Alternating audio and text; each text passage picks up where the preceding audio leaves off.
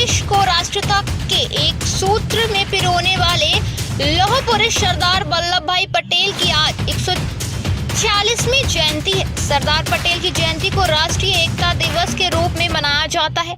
पहली बार राष्ट्रीय एकता दिवस 2014 में प्रधानमंत्री नरेंद्र मोदी की नेतृत्व वाली एनडीए सरकार में मनाया गया था। सरदार पटेल आजादी के बाद देश के पहले उप प्रधानमंत्री और गृह मंत्री भी थे। सरदार वल्लभ भाई पटेल का जन्म 31 अक्टूबर 1875 को गुजरात के नदियाद में हुआ था। लंदन जाकर उन्होंने बैरिस्टर की पढ़ाई की और वापस आकर अहमदाबाद में वकालत करने लगे थे।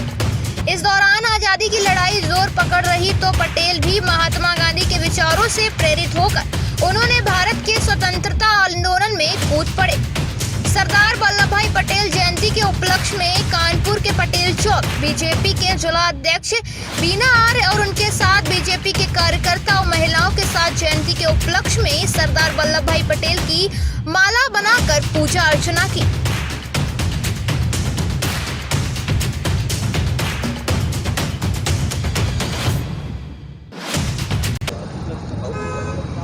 आज हमारे इस भारतवर्ष के इस आज़ाद भारत के महानायक हमारे सरदार पटेल जी की जयंती है।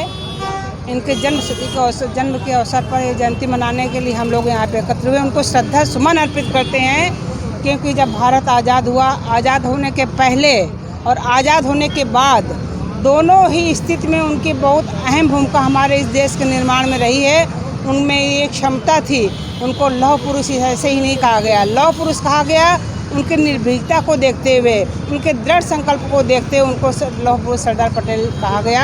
और उन्होंने जो काम कोई नहीं कर सका था, 600 रियासतों को मिलाकर के भारतवर्ष में एक एकता का संदेश दिया। इसलिए राष्ट्रीय एकता दिवस के रूप में हम उनकी जयंती को आज मना रहे हैं। और उनकी जो कोई भी अस्मिता थी उसको हमारे माननीय मोदी जी ने इसको यहाँ पर एक जन जन तक जनमानस में उनकी योगदान को पहुंचाया है। उन्होंने दिखा दिया कि सरदार पटेल जी असली महानायक थे।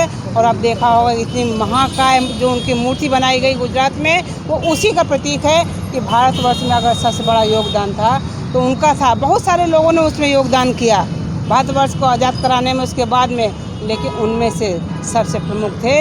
इस चीज़ को माननीय मोदी जी ने जो किया तो हम सब उनके आभारी हैं कि उन्होंने हमारे सरदार पटेल जी को जो महत्व था, जो हमारे देश में उनका अस्तित्व था, उस अस्तित्व को उन्होंने दिखाया और चारों तरफ उनके नाम को बताया कि हम उन्हीं के पद चिन्हों पर चलते हुए अपने देश के लिए, वो सिर्फ देश के लिए जीते थे।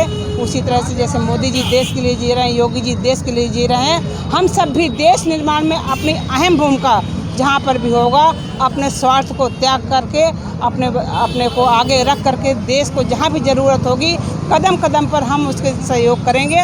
और नव निर्माण में हम लोग सब लोग, हमारी महिलाएं, बहुत अच्छी बात है कि हमारी इतनी सारी संख्या में